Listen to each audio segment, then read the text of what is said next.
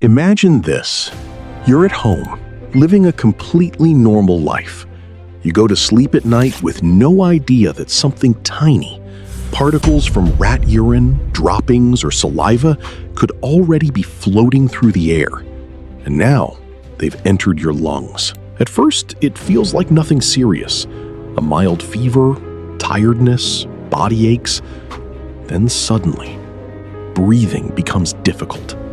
Within hours, you're in an intensive care unit, connected to machines just to stay alive. This is not a scene from a horror film. This is Hantavirus. Hantavirus. Deadly hantavirus. The hantavirus. The hidden killer that claims thousands of lives around the world every year. And in 2026, it caused major concern after a rare outbreak linked to a cruise ship. Millions of homes around the world have rats living in attics, sheds, garages, storage rooms, and warehouses. Even people who keep pet rats can be at risk. In today's documentary, we'll uncover the full truth about hantavirus, its history, how it spreads, its terrifying symptoms, and most importantly, how you can protect your home and your family. The name hantavirus comes from the Hantan River in South Korea. During the Korean War in the 1950s, thousands of soldiers developed a deadly illness involving high fever and internal bleeding. Many of them died. In 1978, scientists finally isolated the virus for the first time. Then, in 1993, something terrifying happened in the Four Corners region of the United States. Young, healthy people suddenly began dying after their lungs rapidly failed. Investigators later discovered the cause, the Sin Nombre virus, carried by the deer mouse.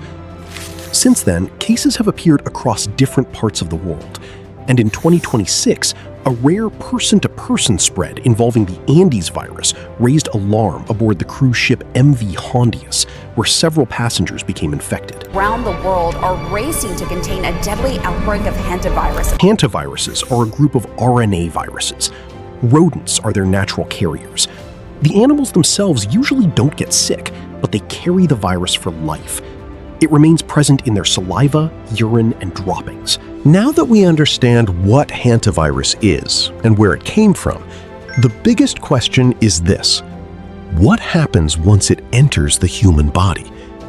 The most dangerous thing about hantavirus is that its early symptoms look almost identical to the flu, which means many people ignore the warning signs until it's too late. Symptoms usually appear between 1 and 8 weeks after exposure. The early stage includes high fever, severe headaches, muscle pain, especially in the back and thighs, extreme fatigue and dizziness, sometimes nausea and vomiting. At first, it just feels like a bad flu. But after 4 to 10 days, the second stage begins, and this is where things turn deadly. In Hantavirus Pulmonary Syndrome, or HPS, the lungs begin filling with fluid. Oxygen levels crash. Patients often describe the sensation as feeling like they are drowning from the inside.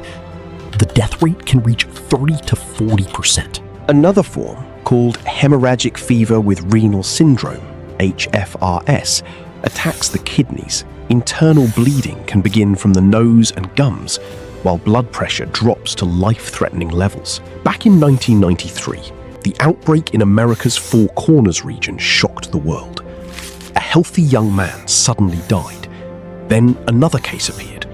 Then another. Within just weeks, more than 10 healthy young adults had lost their lives. The mysterious epidemic in the southwestern United States that has U.S. medical investigators baffled. The disease has already killed. When the CDC investigated, they discovered the source. People were inhaling virus particles while cleaning areas contaminated with deer mouse droppings. That single outbreak introduced hantavirus to the world. Since then, cases have been reported across North America, South America, Europe, and Asia, proving that this hidden virus is far more widespread than most people realize. And now, in 2026, a new level of danger has emerged. In April 2026, the Dutch-flagged cruise ship MV Hondius departed from Ushuaia, Argentina. It was meant to be a luxurious birdwatching expedition, traveling through Antarctica, South Georgia Island, Tristan da Cunha, and other remote regions of the South Atlantic. Around 147 passengers and crew members from different countries were on board. Before the voyage began, several passengers had taken part in birdwatching activities across Argentina and Chile. Among them was a Dutch couple. Investigators believe they were exposed to the Andes virus through contact with infected rodent urine or droppings, possibly near a landfill site or remote birding location where carrier rodents are known to live. No rats were ever found on the ship itself, but the virus had already boarded. The first passenger developed symptoms in early April. It began with fever and fatigue, then rapidly progressed to severe breathing difficulties. Days later, more passengers became ill. Then came the first deaths. What shocked health experts most was the way the Andes virus appeared to spread. Unlike most hantaviruses, which rarely pass directly between humans, the Andes strain has shown limited person-to-person transmission in the past. But aboard the MV Hondius, close contact may have allowed the virus to spread more easily. Passengers shared dining areas, lecture rooms, enclosed spaces, and circulated the same indoor air for days. By May 2026, a total of 11 cases had been reported. The remaining passengers were placed into quarantine across multiple countries. The ship was redirected towards the Canary Islands, where passengers disembarked wearing full PPE equipment. This became the first major incident in which hantavirus showed clear signs of human-to-human spread inside the confined environment of a cruise ship. The event raised serious concerns among scientists and public health experts. Because if the conditions are right, close contact, poor ventilation, and prolonged exposure, this virus could become far more dangerous than previously believed. Now comes the most important part of this documentary. How do you protect yourself from hantavirus? The good news is that in many cases, this virus is preventable if a few simple but powerful precautions are followed. First of all, keep rodents out of your home. Seal small holes, cracks, pipe openings, and ventilation gaps using steel mesh or strong sealants. Store all food in sealed containers.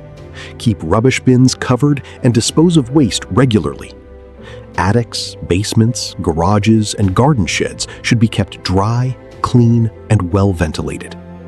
And if you ever find rodent droppings, urine, or nests, never sweep or vacuum the area while dry. That can send virus particles into the air. Instead, follow proper safety procedures. Wear an N95 mask and gloves. Hantavirus is not a new virus. It has existed alongside humanity for decades. What makes it dangerous is often our own lack of awareness and prevention.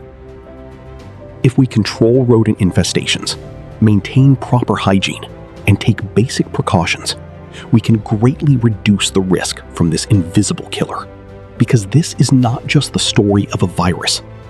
It is the story of responsibility and how protecting our homes and families starts with awareness. If you enjoyed this documentary and want to watch more videos based on science, health, and real-world mysteries, make sure to subscribe to the channel. Press the bell icon so you never miss the next video. And share this documentary with your friends and family, because awareness is the best form of protection.